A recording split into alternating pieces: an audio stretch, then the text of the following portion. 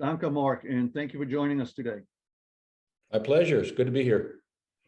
So what we're doing here is you have your company, the Talentprojekt, and we thought to speak with you, flesh out for the people that will hear this a little better what you do, where you work, how you do what you do, and whatnot. So relative to yourself, why don't we start with where you came through, beginning in the game and the various levels you played, the high school, select, or whatever it may have been called at that time, out to college, your time with the Lions of Orlando, and the other things that you've done that have brought you to where you are today with the Talentprojekt.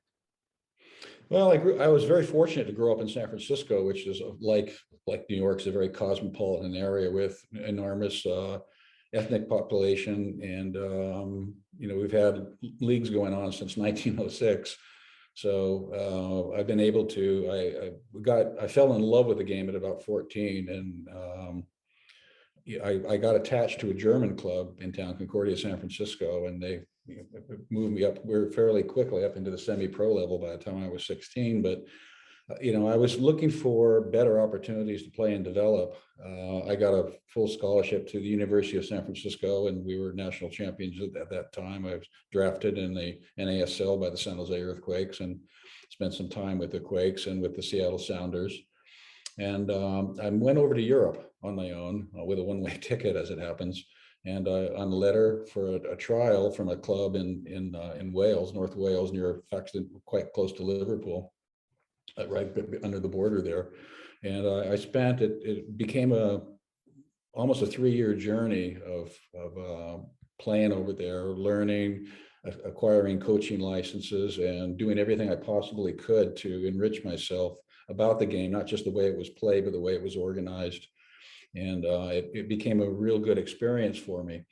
I matriculated from that as my playing time kind of wound down. I started paying a lot more attention to my coaching. And I got my coaching. I started getting my coaching licenses in England, and followed up with my A license in the United States. But I was coaching in college, initially as assistant at San Francisco, and then the head coach at University of California. And it was very difficult to make a living as a coach during those times. And one of the full-time jobs came up for me in Orlando at Rollins College. So I took my young family out there to Florida, and I relocated there to coach the team. And this was in 1983, 84, and I was frustrated with the fact that I saw players coming through, but they didn't have any level to really motivate them to get to aspire to professional levels. The NASL had collapsed, and there was no viable professional league in the United States at that time. And what was happening out on the West Coast was that some of the teams, the Quakes and the Timbers and the Sounders, were kind of reforming as local teams based on local players. And I thought to myself, why can't we do this? Why can't we start something and take some of these players that are out in the Orlando market, some good players, and some that had professional experience, and form an elite team, and we can get the starting. This was the genesis of bringing professional soccer into the Central Florida market. So I formed the Orlando Lions, and we didn't really have anybody to play against because there was no leagues. So being fortunate enough to be in Florida, and Central Florida in particular, there was a number of international teams coming in for US tours or holidays and stuff like that. So we built our first 2 years around playing international schedules. And we played Rangers, and we played Glentoran, we played Hamburg from Germany, we played Norwich City, and on and on. So we had a real viable schedule of games that was fun for people to watch. And this launched professional soccer in the Central Florida market, and we evolved from there. Then the ASL was forming, and it was formed in a hotel room in Jamaica, New York. And we brought the Rowdies back. We brought the Fort Lauderdale Strikers back, and there were Boston Bullets, I believe it was, Washington Diplomats. A lot of these clubs reformed, and this brought professional soccer back into the United States. So I was serving as the head coach and the leader of the club, the president of the club, GM, did everything. And I was kind of building my chops in the professional game. And what was, I think, a real difference maker from the position where I am now is that we, being in Orlando, we had a lot of international relationships I was able to develop, and in particular Bayer Leverkusen. I was active working with them in talent development, talent discovery for U.S. players, Landon Donovan being one of them, and organizing training camps and organizing specialized medical care and stuff. And they brought me into the Leverkusen to know the club and understand what the standards were about and how they were developing their young players, how they're developing their professional team, and so on and so forth. So this was an education that an American guy couldn't get and couldn't buy. This led me to a contact with Ajax, and I was, of course, Ajax are the gold standard of young player development in the world. And I ended up opening up their US operation, and that gave me a real good inside look at the club. I spent nearly 3 months in Amsterdam with the club and 3 years working directly with Ajax, and acquiring the knowledge and the player development technology that has made them so successful. Not just the player technology, but also the business technology that went behind their reasoning for investing so much in young players. So there was talent discovery, there was talent development, and then there was also the commerce that was surrounding the youth academy that helped support the professional team. So it was a little bit inversely proportionate and relative to your standard European clubs. So as an American, I wanted to see our guys do better. And I saw deficiencies. I think everybody knows there are a number of deficiencies in how we're developing players. And I was trying to get players. We saw that when players would have an opportunity to get into Europe, their development, their level of play would just skyrocket. The problem happened when in 2009, when FIFA passed what they call FIFA, the rule, Regulation 19, that prohibited international transfers under the age of 18. It effectively meant that American players were frozen out, no matter how good they are. If we had a 15-year-old Leo Messi in the United States, he couldn't get out of the United States to play in an advanced, accelerated learning environment that he really needed to get to the top. This is the genesis of the talent project.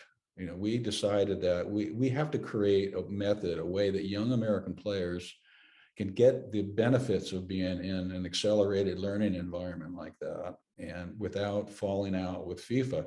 And nobody wants to do that because the penalties are quite severe.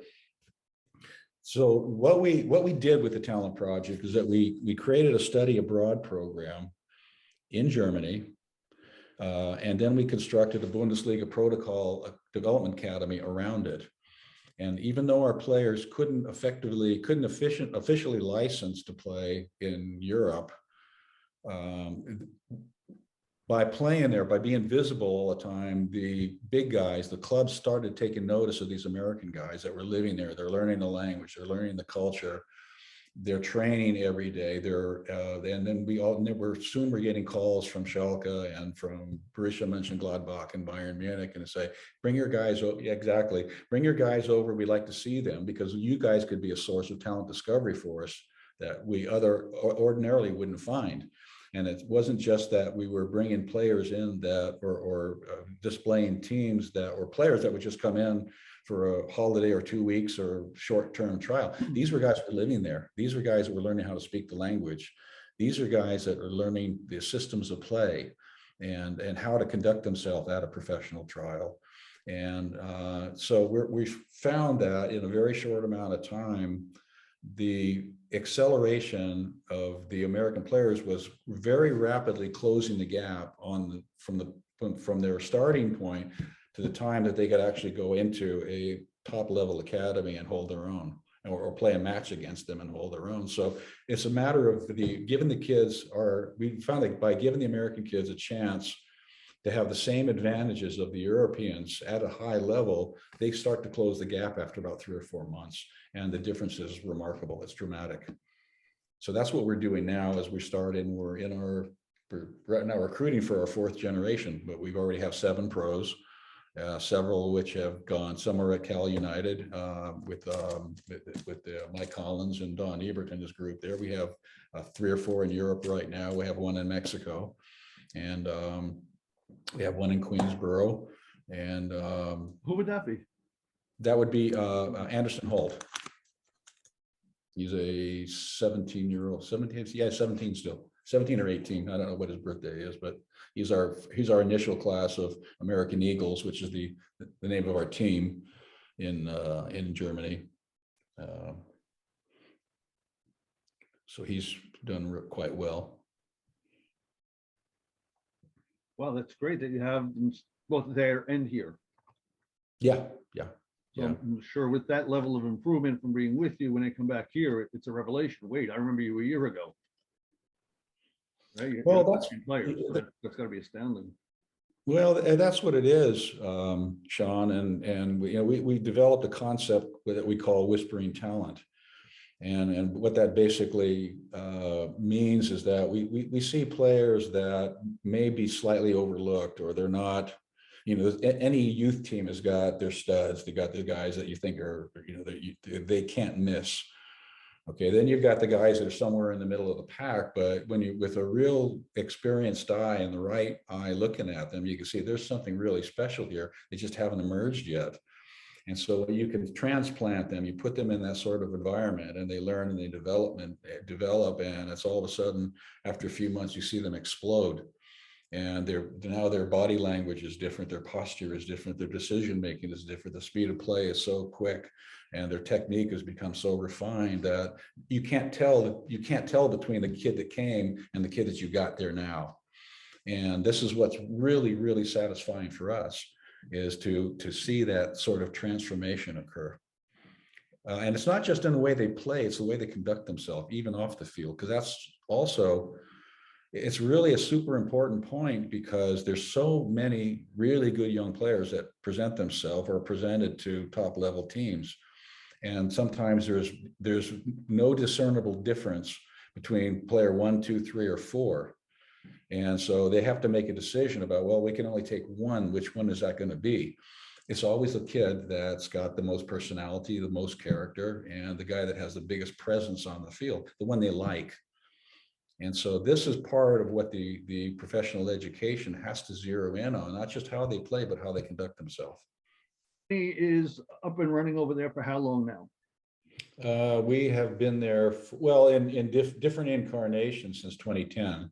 Mm-hmm. And then the full residency program, we had a pilot program in 2014, and we followed in 2015 to evaluate how American players responded to a longer term immersion in the system over there. And we had some good success with it, but it was very difficult to convince American families that you see an enormous dip. They go over there for 2 weeks and they come back and say, oh, he's changed and motivated and everything else. Well, what if he did for a year? What if they really learned how to get in there and they really did a deep dive into the system there? And what kind of difference would that make? Well, it would be phenomenal, but it was a hard sell until Christian Pulisic broke the glass ceiling. And all of a sudden, you have this 17-year-old breaking in and making an impact on one of the top leagues in the world, where most 17-year-old Germans can't break through. And what's Christian saying? He was fortunate to have he was the beneficiary of a European passport, so he could get into the system prior to 18. But what is he saying in his interviews at ESPN and Fox Soccer and all those other places? He's saying, you got to get to Europe. You got to get to Europe, because this is where this is where you're really going to learn. This is where the standards are high. This is where the intensity is really high. This is where you learn about professionalism. And any young player who's really aspiring to play at the highest level has to take the risk of getting into Europe at the earliest possible stage.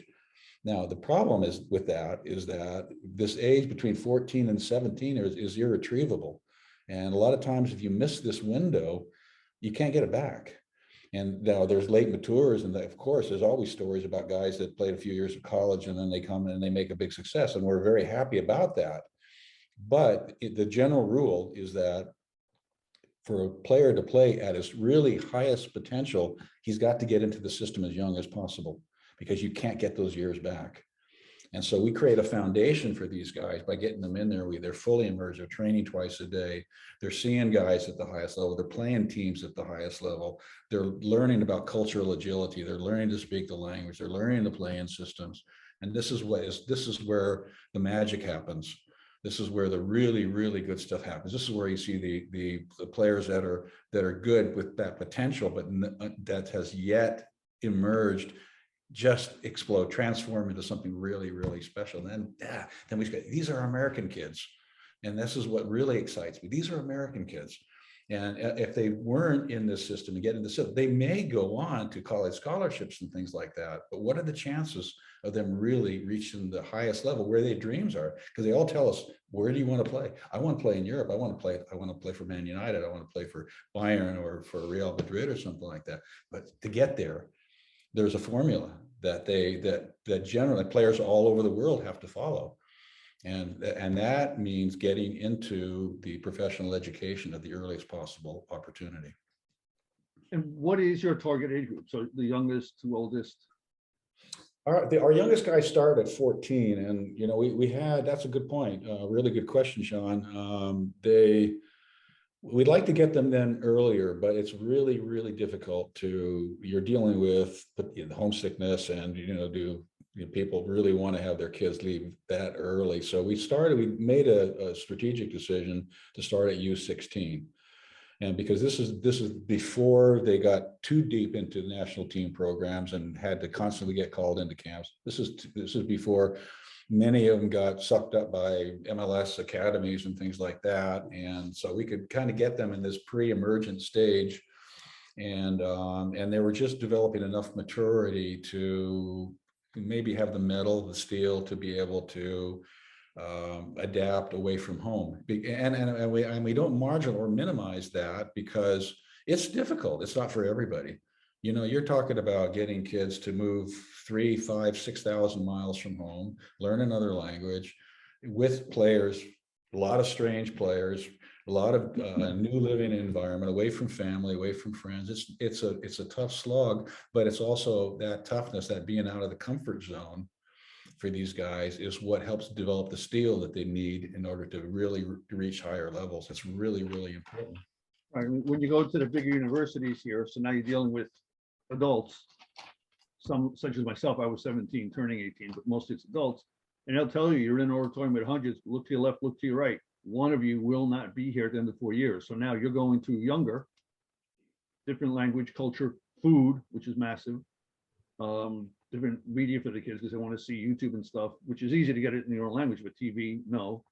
And expect them to hold it. Yeah, that's definitely going to be proving the steel. But until you really, in anything, until you get out of your comfort zone, there's no growth. That's exactly right. Exactly right. Once you get out of your growth, it's exponential above what it would possibly be otherwise, because it's all new. So now you adapt that, you bring that into your tool chest, and you keep going. So, and when did you? So we have the age that you started. You started under 16, but what is the oldest player that you would take in? Well, this was initially designed as a 1-year run, and they would come in and, we would develop them, and then, some with European passports, or, there's always ways to get players, if they're good enough, into the system, even if it's, even if you're talking about pre-contracts or options and things like that. But what we found is that the players were really, really happy, and they're living their best life. And because of that, we said, well, how can we take this thing further? So as it happens, and it was maybe just a stroke of really good luck on our part, we found a academy that was really, really well run and had an excellent infrastructure, but they were struggling. They're struggling for their numbers and things like that. So I said, let's make a deal. I'll relocate the Talentprojekt here in south of Munich, in this beautiful location. And they had all the infrastructure we need, but most importantly, they had the ability for us to take players for multiple years. And so if they did well enough after their first year, then we had the infrastructure and the ability to take them for a second and a third. And if we're talking about maybe starting at their 18th birthday and counting back, we have the opportunity to take them each step of the way. Now, And that includes the school, and that includes all the facilities that are required in order to be able to do that. Do you school them on site or do they go off to the local schools? No, we're here. We have our own school right here on site. We have actually two, and we're developing the third education academic option for our players, which includes they all do German language, but we have the option for their basic core academics in German or in English through the Cambridge system, Cambridge University. And now we have some of the guys doing a combination of blended learning program of German language in the classrooms here, and then online classes through a platform that we use back in the United States. What platform is that? It's called Edgenuity through SAI, and they provide the academic for Orlando City and for the Inter Miami Academy games. So they have a real good credibility, and they provide an excellent academic platform for the guys to be able to keep up. And this is also, Sean, really important for us because we're very, very candid with the guys. It's hard to be a pro. It's really, really hard. And the failure rate, and I don't like to use the word fail. There's no failure, but the attrition rate for the guys that are going is pretty high. And because of that, they have to be prepared for university. And if going to a good college program on a scholarship or however they get in is the fallback, that's not bad because we're preparing really good players for the college system. And we want them, and they have to be smart. And that's part of the candidacy process for us is to evaluate. Intelligence is really important. Their ability to learn and their ability to retain what they learn is really, really critical because it's intense. And so much of what they're learning on the field is cognitive. And if they can't assimilate the lessons that they're learning, the tactical demands, the picking up visual cues, pattern recognitions, this is what separates a pro from an amateur.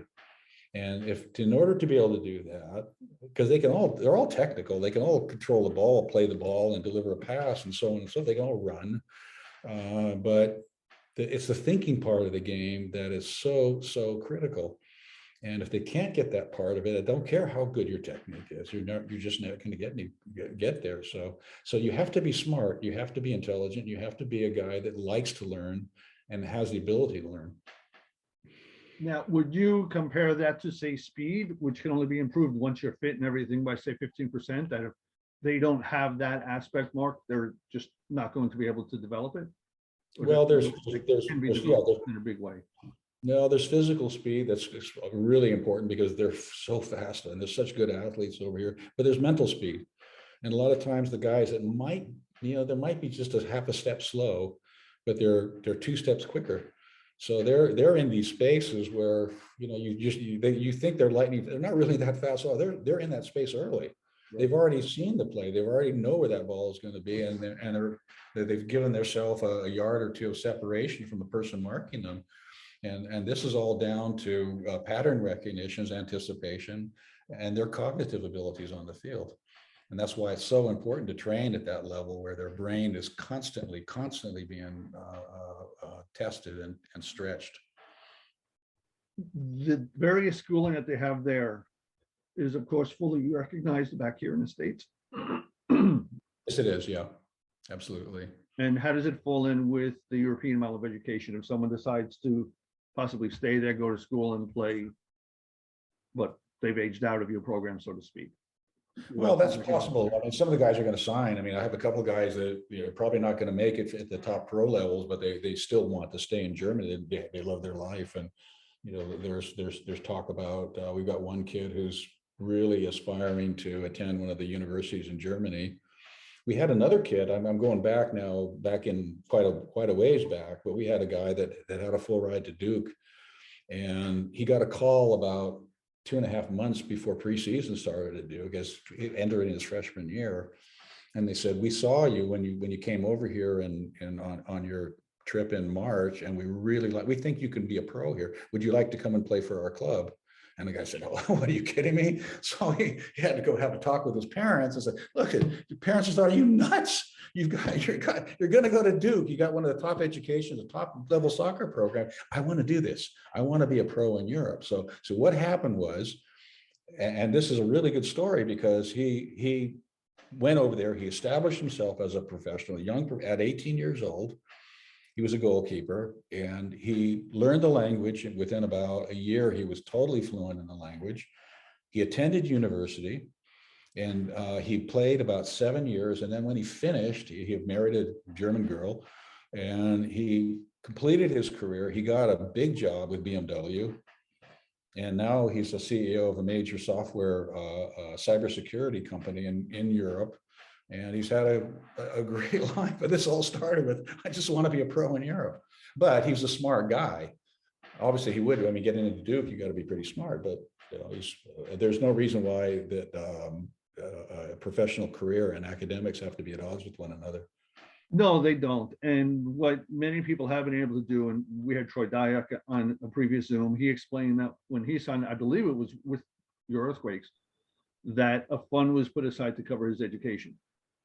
So yeah, that's good. Unfortunately, you have to be a terribly special player like he was. Otherwise, no one's going to, okay, so I'm going to pay you. But then now school is like $70,000 a year, which it was not back then. It might have been 20.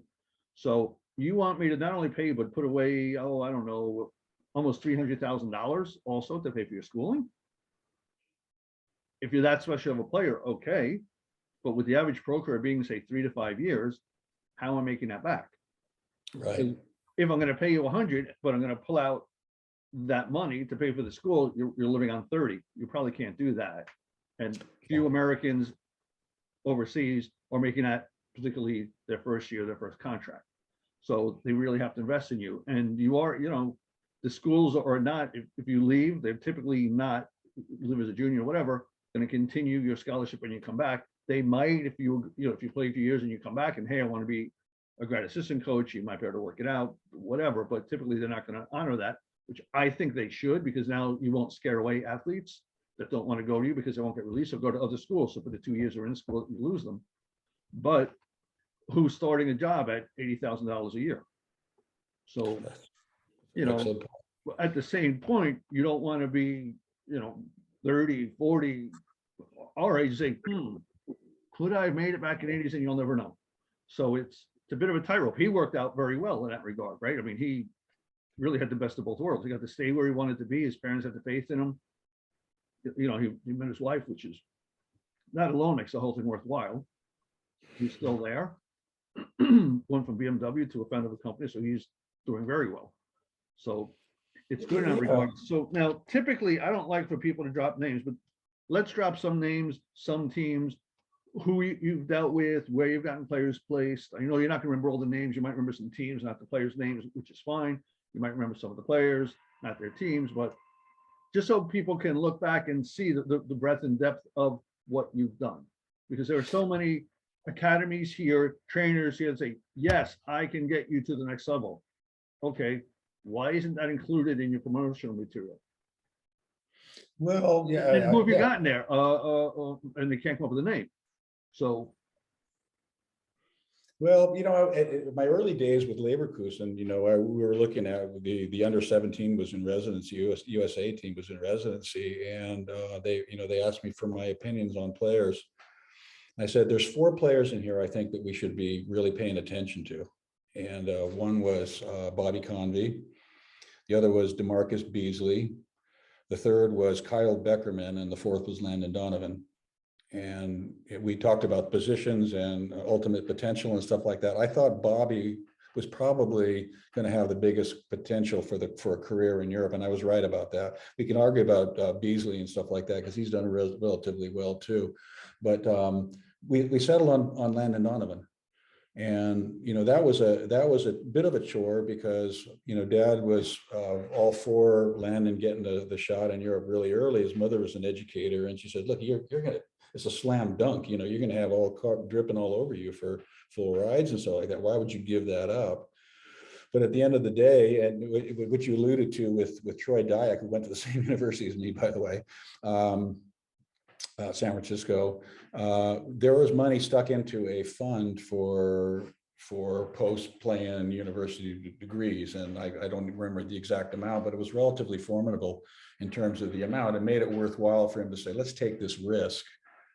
Okay, so Kyle stayed in the United States. DeMarcus had a relatively modest career in Europe, but he got there. And I think the important thing in getting there is the hardest part. And but Bobby was with Reading in the Premier League, and I think he played about 150 matches for them. So he had, until injuries really sidelined his career. I brought Bobby Wood over when he was 14 years old. And I initially brought him into Ajax because I was working with Ajax at the time. And they liked Bobby. They really liked Bobby. And there was another American boy, I don't want to name him at the time. There was another American boy that was in with Bobby at that Ajax trial. In fact, we brought four kids in at different age groups, but in this particular age group, we had 2 kids, and one was in the national team pool. And but they liked Bobby, but they didn't think that the other one was special enough, right? And we said, okay, that's, Bobby is going to be, how is he going to be able to adjust at this age to living in Europe and so on and so forth? And we think that if they could go together, he would have that one person that could help settle him out a little bit. And so we held back a little bit on that. And then we got a call from 1860 Munich, and they said, we'd like to see the 2 boys in there. And again, so they were at a training camp for a couple of weeks. Again, they loved Bobby. They liked the American kid. They thought the other kid, California kid, was going to be good, but they didn't know if he was going to be exceptional enough. But they said, to get Bobby in here, this other player is good enough to take a risk on him and bring him in. So we kind of got them in. We got them well settled in, and the rest is history. Bobby had a bit of a rough time, and there were points of that where he's probably wanted to give it up and get back and go back into the nest and go to the junior prom and do all the things that kids normally do at high school and so on and so forth. But he got fluent in the language fairly quickly. He moved into the team's dorms, which very few teams really do have their own dorms on the academy side, but this one did. 1860. 1860 was, and it still is, one of the top programs for young player development in Germany. Even though the team is not really successful, but they develop all these really good players, and they get picked off by Bayern Munich or Dortmund or Leverkusen or something like that. And so, but they had an unbelievable education, and that really was a difference maker for Bobby's career. Steve Purdy was another kid from, he's in a different case. He came in and we brought him in. I brought him into 1860, and he had a couple of years there and a little bit less success, but he's running academies now in the Green Bay area. And then with the Talent Project, we started with, in 2019, August 2019, we started with 20 American boys that were scouted from around the country, and probably I would say it was pretty Southern California centric. Because we had one club, the Strikers there, that really embraced the concept of getting their players into Europe. And I think there's probably arguably more pros or national team players coming out of the Strikers than any club in the country. And we could probably verify that, but it's certainly been enormously successful. But they're pro. They weren't saying we're going to hold on to our guys. They said we're going to let them move. We're going to help them move into the European system. So they encouraged their players to come, and I had to turn away a number of them. So at one point we had trouble, in the earlier years, trying to convince people to go. Their entire team wanted to come. And so we got some really good players. But from that, we also had guys from San Diego. We had a couple kids from St. Louis. We had a kid from Chicago. We had a kid from Dallas, FC Dallas. His top academy scorer was with us at the time. And so it was a pretty good representation of the country. And but we had, by the 3rd month of the program, we started in August, by middle November, almost 50% of our roster had been scouted, and they had been identified, and they had been invited into various pro clubs for trials. And some of them we're talking about clubs like Schalke and Borussia Mönchengladbach, Fortuna Düsseldorf, Werder Bremen. These are big hitters, and the big hitters were taking us seriously. And then we had Duisburg was going to pick up a couple. The whole thing was all of a sudden people were sitting up and taking note. Who are the American Eagles? Who are these guys? And they got some really good players here. So this kind of validated the whole idea of what can we do with American kids if you give them the right nurturing, the right environment to grow in. So we got with the difficulties of the signing with the international, we still got Luca got signed with Bochum, and Stepp is at Fortuna Dusseldorf, and Anderson went to Queensboro, and Brady went to Cal United, and we had Andrew Hurd went to the Houston Dynamo, and Jack Bowers went to the Houston Dynamo. And so, I mean, I think this is validating what we're doing. And quite honestly, this is the year that as we evolved into the spring, this is when COVID wiped everything out. So a lot of these people were right on the precipice of something, and had already been to trials with clubs. And then all of a sudden the thing stopped, and it stopped for several months.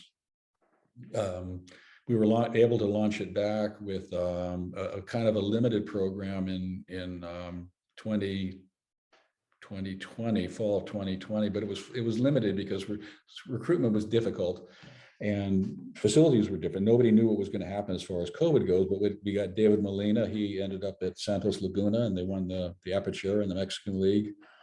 And he's standing there with a trophy, and he's quite a big success. And Cole went to NCFC, 18 years old, he's pro. And so, our goal is to get these players to this level. Now we have other guys going on to D1 schools on scholarships, which is also, validates what we're trying to do. It's hard to be a pro. We said that, if your fallback is playing for Cal on a scholarship, you're not doing bad. No, not at all. No, the school is very expensive. So if someone's going to invest $80,000 in you to train and go to school, not that. Yeah. Feed me, house me, teach me. Okay, I'll take that. That's pro soccer too, and unfortunately the college game. I hope they change this, but they have a very intense fall, and then they get very limited amounts of stuff to do for the next 7 months, and then they can the summer comes along, and then they're allowed to start playing. When I was in college, the guys, we'd finish or in those college years, the really good college players would finish their college season by the third week in November, and then they're playing semi-pro, and they're making enough money to fill up the gas tank a couple times, and buy something to eat, or at least have some pocket money. But you could start right away, and then as the NCAA came in and they started getting things and more difficult, say, well, you can't play anything from December until June. And this is a talent killer. This is an absolute talent. And this is one of the reasons why so many kids are signing academy contracts with MLS, or they're trying to get into Europe at an earlier age, because this is a killer for their careers. Well, Sasha at Maryland has been pushing for a while to get it going. I think they get 6 games, 8 games, very few in the spring season. Yeah, 6 games. They're friendly games. So they're just, there's, yeah. So but they're intended to be student athletes. So if you're going to take them from their studies at one point and then again at the other point, it makes it very difficult. Yeah. So, now, it's not helping the athletes that are really going to make it, but most of the athletes that are really going to make it don't do the full 4 years in any of the sports anymore now. Yeah, that's exactly right. They leave early or don't even go. In baseball, you don't go. In hockey, typically you don't go to college. Yes, basketball, football, you do. For the top players, so few come out of high school, it's not even worth counting, but the top players will leave early. So it does play its role though, because there's a maturity, not that it's as important in soccer, because you don't have to be 300 pounds to be a lineman in the NFL, right? There aren't so many 300-pound high school seniors. So you continue growing physically, mentally for the other sports, the same in soccer, but not to the extent of becoming, you're going from being a one-bedroom apartment to a house by the time you graduate and growth. So it's a big difference. But in Europe, they're signed by the time our players are hitting college. So they're a 4-year pro and also just getting out of school. Well, that's exactly right. And you have to be ready. I mean, you may not be in the first team by 17 or 18, but you have to be good enough to be in the first team. Right, but you're there in that environment. You're not at school, and even the top schools, it's not the same. No, you can't. It's Not not the the same. same. You can't replicate it. It cannot be replicated yet in this country. You can't do 2 days all the time, which you do. You're not living the environment as well. You're not being pushed for a job, for a career every day. I have my ride. Yeah, I'm still gonna work, but it's a lot harder than if I lose my ride, I don't eat. If I lose my job, I gotta go to a real job, right? I have to now become a laborer or an office worker, whatever it is. I don't want to do that, so they're gonna play harder. So it's a totally different environment. So now let's talk more about your academy. So you have, can you walk us through a typical day in the life? So they're up at around what time? They're fed in-house. Are they then off to school? Do they train first? How many hours of training do they get? Is it typical? The two sections, are they both soccer centric, or is one more fitness and one more soccer, one more chalk talk and fitness and the other? What's a typical day going to be?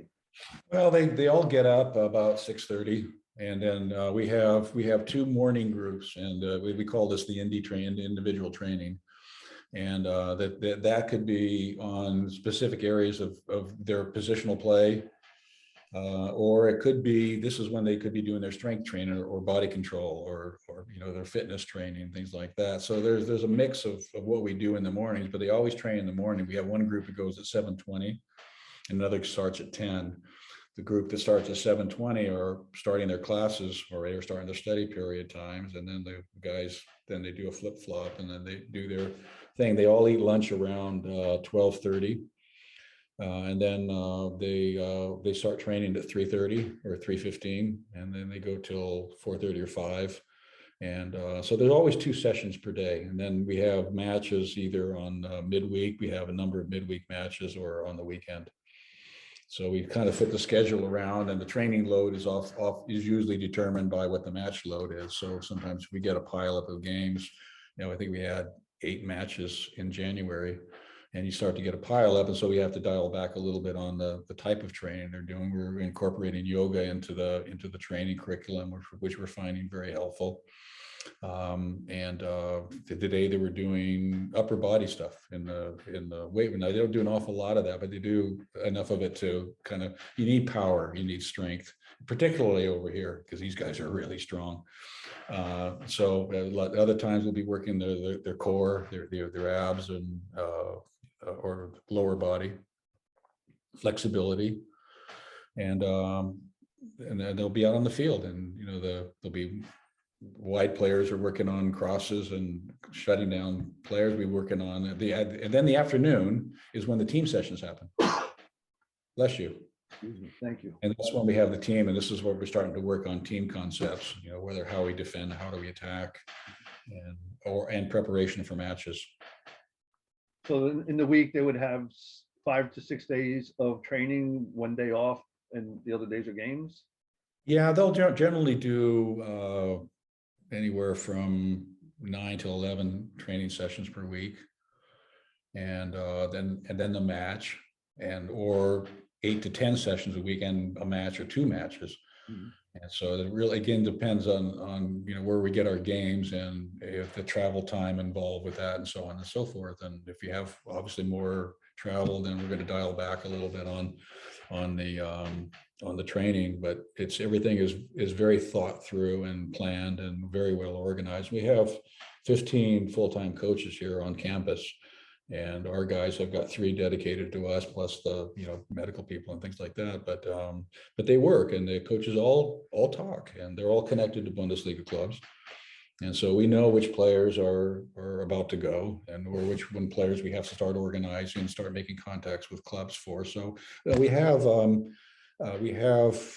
4 boys now that are on the radar of Bundesliga clubs, and we think we'll probably lose them, and we want to lose them for the next season, because that's what we do. But 13 out of 41 have had pro trials since September. And so, people are taking this serious. They're looking at these American boys and saying there could be something here. So there are if you look at that from the sheer volume of training, it's not just the volume, because the volume doesn't mean anything if it's not purposeful.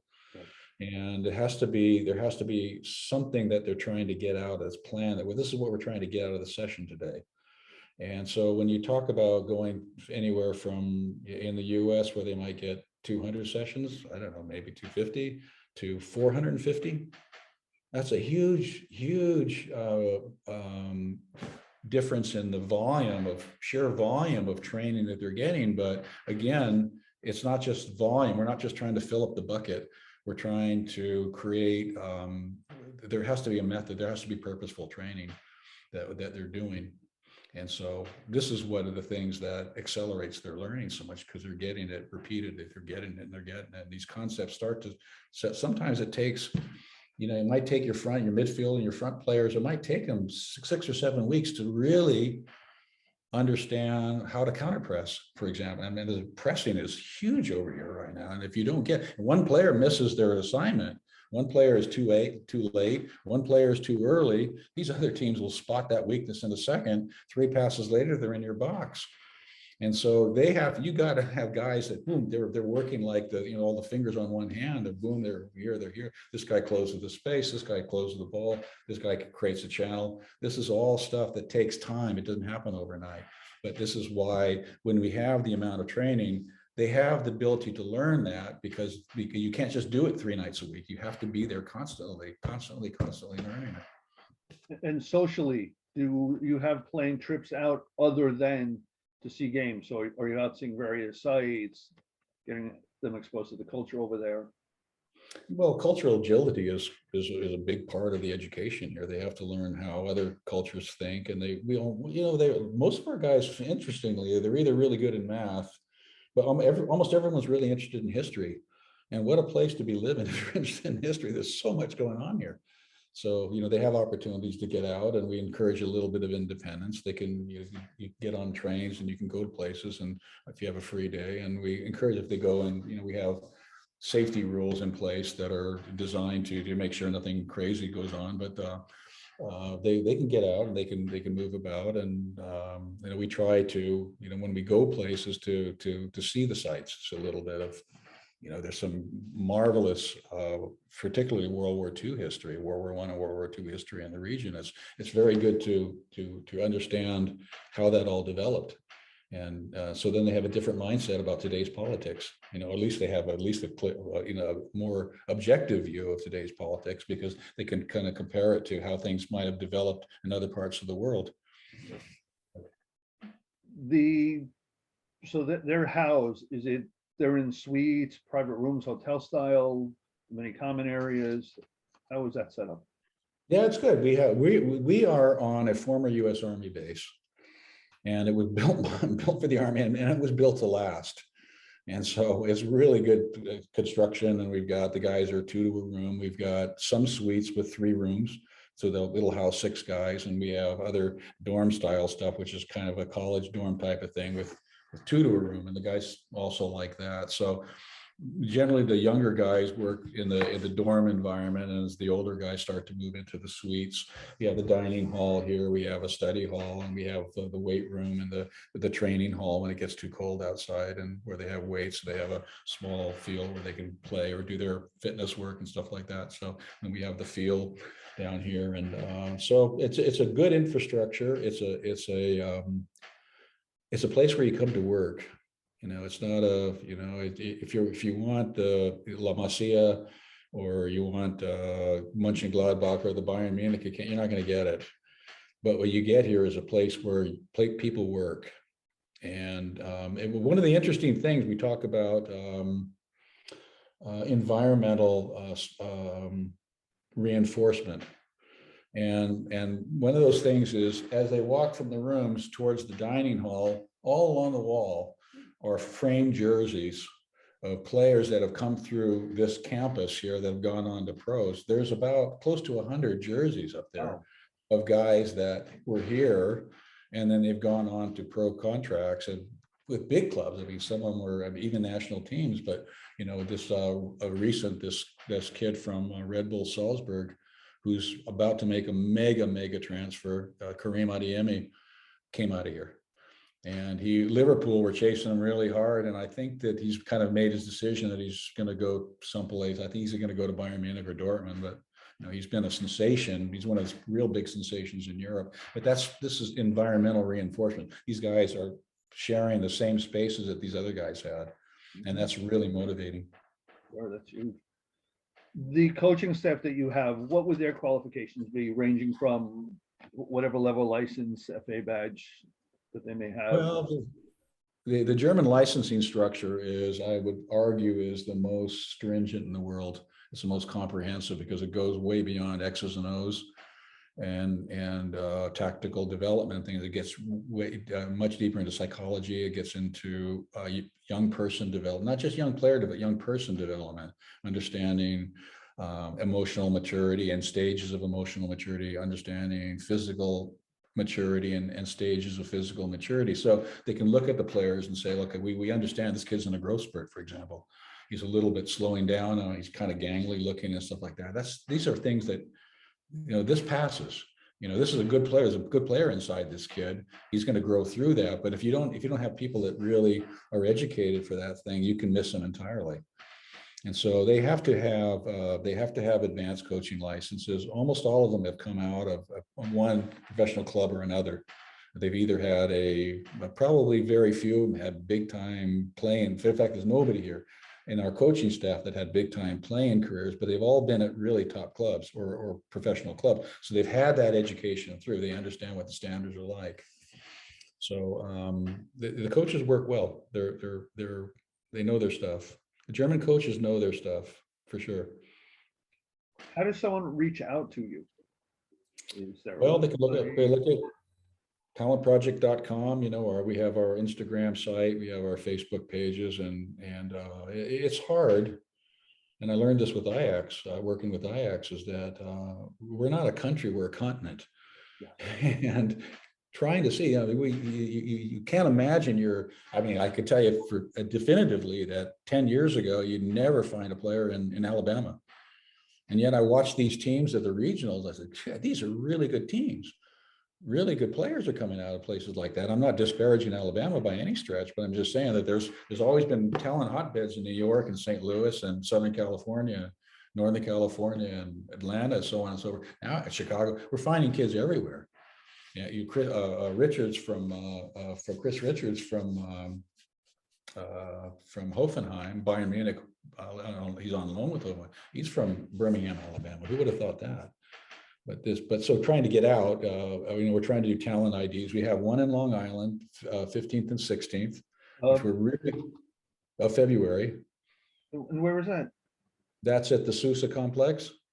Okay, and that's a phenomenal complex. Have you been there yet? I have. I was there in December, and I met with the people there. Really nice people, very open-minded about their players coming into Europe. We got one of their players now, Oleg Wisniewski. And we had another player, Danny Perry, in the last year. And so, they're very open-minded about, they don't obstruct in any way their players getting opportunities to come to Europe.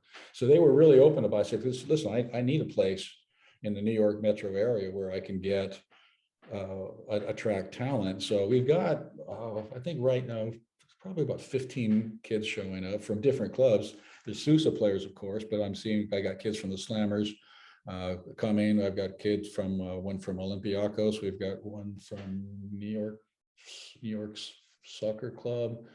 Couple kids are coming in from New Jersey, and so we're really. I see the New York area is teeming with talent.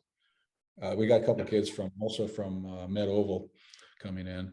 Their team, this is a real hotbed, and we're anxious to reach out. And so when the James Kelch at Sousa said, "Come on, we'll," and they talked to his board, "Yes, let's help this project. Let's help our kids."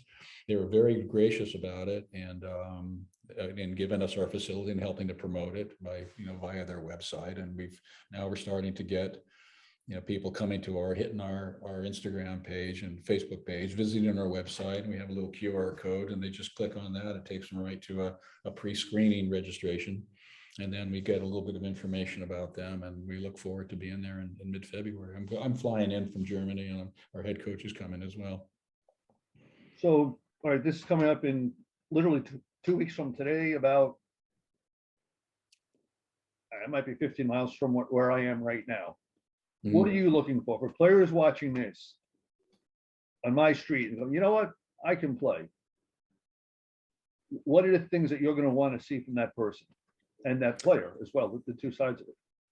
Well, I mean, obviously talent is really a good technique. Athleticism is very important.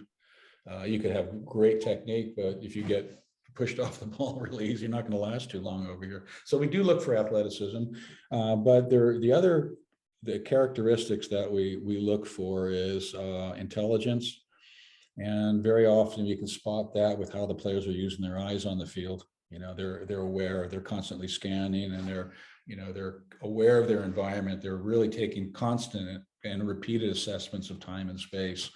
And we can spot that. We look for personality.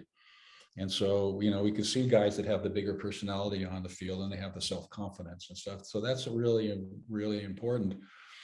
And then when we see prospects, and this is always preliminary, we see a player that we like, we think this guy could be one of our guys, and then we have them do a character and personality assessment profile. So we get to get an idea about how they think, how they see the world. And it just tells us a little bit about, is this the sort of player that we think can thrive in our environment?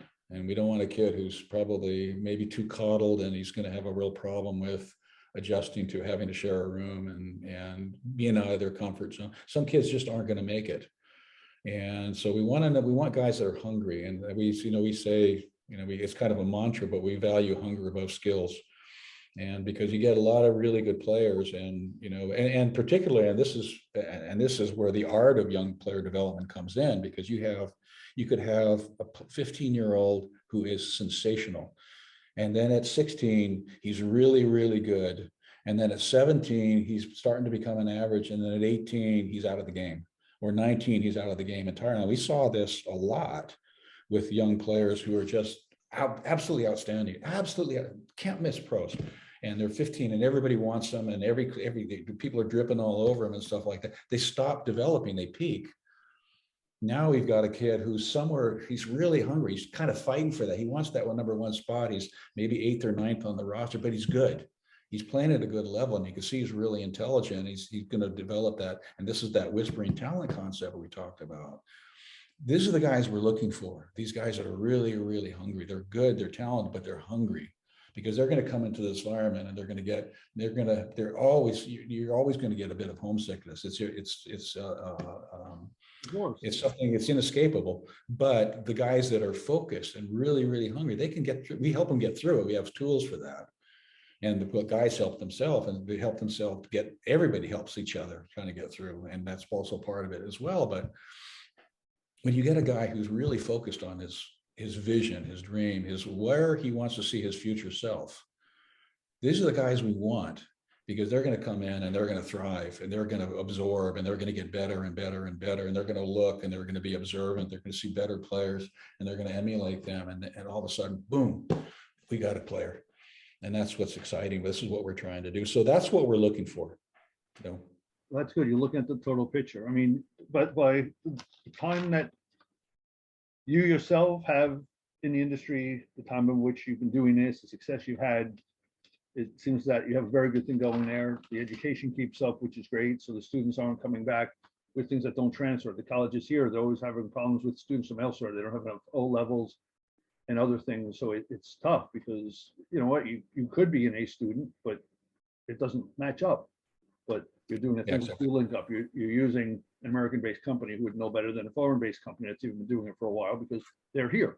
So they've had a lot more hands-on experience, and it's easy for them to get answers. You don't have a time difference, a language barrier. You don't have anything. You can call wherever they need to and be good. That's great. It's, I like to hear someone that's doing what you do, looking at for the total person as well, looking out for the student, because so few are going to make it. But you know what? You can come here, become a better player, get a look. Find out you're not necessarily good enough here, but that doesn't mean you're not more than good enough to go back to the States, get your college education, and then see where you are. And it's, you hear different things from people here. And again, as I mentioned to you, they say we get the players to the next level, but they can't say, oh yeah, these guys. Yeah, well, they have a player for a year. Yeah, we developed them. You had them with 327 days. You didn't develop them. Chris Richards is this FC Dallas, he was there for 6 weeks. And he's gone to Bayern Munich. Well, Bayern Munich was the conduit, so I give that. I mean, Dallas was the conduit, but they didn't do anything to develop. Right. And I don't think they're going to say that. I mean, they like to promote it marketing wise, but Chris Richards is not. He's a product of Alabama, and I think he was with the Houston Dynamo for a while. But these stories are everywhere. Yedlin, DeAndre Yedlin, he went from the Sounders, but he was there for 1 year. Talk to the guys at Crossfire that had him for 6 years. That really put the work in with this kid. Right. So, is there any other information you want to get out there about what you do? Well, we're looking for, we can say we're looking for the next Christian Pulisic, and we are. Oh, we all. We all, but who isn't? So who is not? We're trying to. We have a mission. Our mission is to make the American players better. They're going to go into a European market. They're going to learn. They're going to come back, and they're going to bring a lot of what they learned into their home environment. And that's really important. And maybe later on, they're going to become coaches. But what we want is to prove that if you give an American kid a chance, you give them the same tools and the same opportunities as their counterparts across the Atlantic, they can do magical things. Because I believe in American players, and I want to see our players do really well. So, we're giving them something that can't be replicated at home. There's good coaches here, great clubs, absolutely tremendous. You just can't replicate that environment yet in the United States. So it can't be replicated. Does that mean you don't have any interest in establishing yourself over here so that you are the one to replicate it? It's hard to do because you don't have that total environment. I think in your area there in the Northeast, where you have a number of MLS clubs, that's coming because MLS is getting better and better every year. I think that's kind of coming, but Europe is Europe. And almost invariably when we send out screening applications and character profiles, and we ask about, how a player sees his future self, where do you want to be? Where do you see? I want to be in Europe. What do they say? Does anybody say they want to play for the LA Galaxy or the Seattle Sounders, something like that? No, they want to play for Barca. They want to play for Paris Saint-Germain. They want to play for Liverpool. And so why don't we give them that? Why don't we give them that opportunity to sample Europe? If they're really good and they're really the right kind of player, why don't we just give them that and see what happens? And what we're seeing is that American kids can be quite remarkable when you give them a chance. Sure. Oh, yes. I mean, for decades, they were considered the American players, field players, were very hard, very hard workers, very good athletes, strong, fast, but just didn't have the ability. There was a definite bias towards them. And, people have been going over there forever. And some have stuck on, most have not. But, they've been getting there, but now they're sticking. Now they're being sought out. And that's a major difference. Well, you see about a number of the clubs that are starting to establish beachheads everyone in Europe is trying to get into the US market, but you still can't, there's a lot of reasons why a really, really good player can go to a 2-week trial or 3-week trial, or even get signed on a temporary and fizzle out. And has nothing to do with their talent, but it's their inability to adapt to different weather, different food. They don't speak the language. They can't really socialize with their teammates, and they're isolated, they're lonely, they're away from family and friends and stuff like that. These are talent killers. These things that all conspire together to derail potentially a really good career. So our guys are different because they get a little bit of I don't like to use the word soft because there's nothing soft about it, but they're in a little bit of a bubble where they can make that transition over the course of a year, where they can go into a dressing room and they can understand what the players are saying. Now they can know how to address the coach. Now the coach doesn't have to speak 2 languages and say things twice because he knows what they're saying. So now they've got a familiarity in there. So we've really narrowed the gap on there. We've evened the playing field for the kids so they can go forward. So that's part of what our mission is. Let's give them a chance. Well, even in the surroundings here, look, there are academies here. There are living academies here. But once you get outside of your cocoon, your bubble, you're back in with, you're not in a soccer-centric place. So you're in Germany, you go out, you're still in a soccer-centric place, so it's still in your mind. You can travel a short distance, and see a very high level game here. I have to travel I take the trains and everything because as a former cop, I don't pay, but I'm about an hour and a half to get to Penn Station and then about another hour to get to Red Bull or Yankee Stadium. So it's 2 hours of travel. Or I could fly to Florida. Right? So it's $50 of travel round trip or more.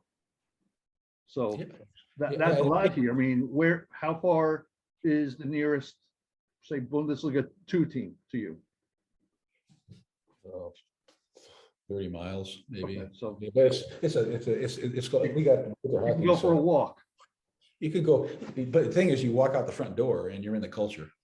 It's right. there. That's part of it. Now to get exposed to the game here, I'm telling you how far I have to go. I'm 60 miles more or less outside of New York, meaning the Queens border. So where Queensboro is going to play is about 45, almost 50 miles from me. That's a commute, and you can't do that every day. You're not going to be motivated. You're going to, as much as you love it, you probably want to do it. You're probably not going to be motivated to do it every day. I'll tell you what, that's why I didn't buy the house I'm living in now. My wife did when I was still looking at a 46-mile commute to work. No, she worked 5 minutes away, literally. So I retired, we came to live here. So that's the thing. Economically, it was a mistake for me, but that's a whole other story to not buy this house, but she has it, so that's okay. But that distance, it's not as easy to travel as go for a 3-mile walk. You're there in less than an hour. Walking. That would be a great thing to do the day after your game, right? That's your recovery thing is you take your walk, you take a spirited walk, maybe step at the halfway mark. Everyone gets a little hydration, a little stretch, you finish, you stretch, you go inside, you watch a game, and you just do it again. And no one's going to be wiped out. And it's just so much easier. That's great that you're so close to it. But that's part of the culture. It's the same as once you go outside the door. You guys will ride a bike to the supermarket here or walk to the supermarket. It's just short ways. And along the way, they're passing all these houses with Bayern Munich flags in the front door, in the front yard or Dortmund or Red Bull or whatever it is. But the point, you can't, it's inescapable. You're immersed in this thing. You're neck deep in a football culture, and that's a very, very rich football culture. And that's what we don't have. And that's what really makes, such a motivating factor to be in there. Kids that really, really love the game. They want to be around the game. What more could you ask for? It's right here. No, it seems that you have a very good thing going. So what I'm going to do is I'll pause the recording at this point. So I'll stop it.